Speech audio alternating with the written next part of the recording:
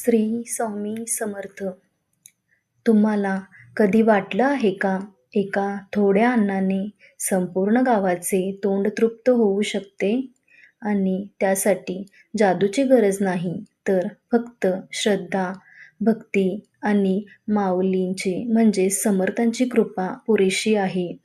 आज मी तुम्हाला सांगणार आहे स्वामी समर्थ महाराजांचा एक अद्भुत चमत्कार, ज्याने लाखो लोकांच्या हृदयात श्रद्धा वाढविली आहे. नमस्कार, मी वर्षा. माझ्या चॅनेलमध्ये तुम्हा सर्वांचे स्वागत करते आहे.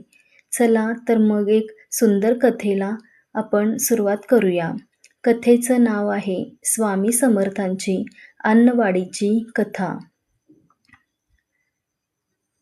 स्वामी समर्थ यांची अन्नवाडीची कथा ही एक साधी कथा आहे, पण तिचा अर्थ खूप मोठा आहे. श्रद्धा, दया आणि अन्नदानाचे महत्त्व यातून आपल्याला समजते. चला तर मग कथेला आपण सुरुवात करूया. एकदा स्वामी समर्थ महाराज एका लहान गावात गेले होते. त्या दिवशी त्या गावात एक मोठा उत्सव सुरू होता. तिथे खूप लोक एकत्र जमली होती. पण तिथे काही लोक भुकेने व्याकुळ झाली होती. कारण बरीच लोक तिथे गरीब होते. पण तिथे काही लोकांसाठी जेवणाची सोय होती आणि काही लोकांसाठी नव्हती.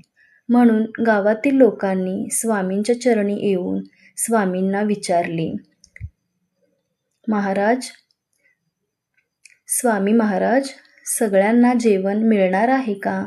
काही लोक खूप भुकेने व्याकुळ झाले आहेत. तेव्हा स्वामी समर्थ महाराज हसत शांतपणे म्हणाले, माझ्या प्रिय भक्तांनो, तुम्ही चिंता करू नका. जेवण सर्वांना जरी नसेल तरी ते सर्वांसाठी पुरेलच. गावातील लोक म्हणाले, ते कसं काय? आतापर्यंत बरीच लोक जेवण करून झाले आहेत. आता थोडेच अन्न शिल्लक आहे. पण गावातील लोकांमध्ये एक शंका येऊ लागली. गावातील लोक म्हणाले, स्वामी महाराज, आता फक्त काही थाळ्यांचे अन्न आहे. इतक्या लोकांसाठी ते कसे पुरेल? तेव्हा स्वामी समर्थांनी फक्त हात पुढे केला आणि ध्यान साधायला सुरुवात केली. तेव्हा अचानक जणू काही वातावरण वेगळे झाले आणि चमत्कार घडला. थोड्याच वेळात थोडं अन्न अचानक वाढू लागलं. लहान थाळ्याचे अन्न आता सर्वांना पुरेल इतकं झालं. तेव्हा लोक भावनिक झाले आणि सर्व लोक आनंदी झाली.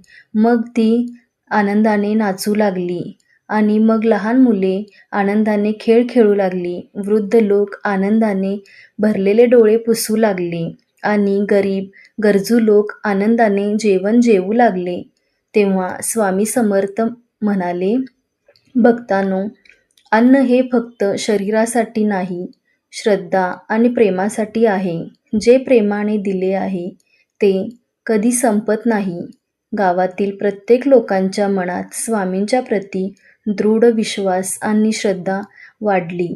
लोक एकमेकांना बघून बोलू लागले आणि म्हणाले, स्वामी महाराज, हा अन्नाचा चमत्कार आहे का? तेव्हा स्वामी म्हणाले, नाही भक्तांनो, हा फक्त श्रद्धेचा आणि भक्तीचा चमत्कार आहे.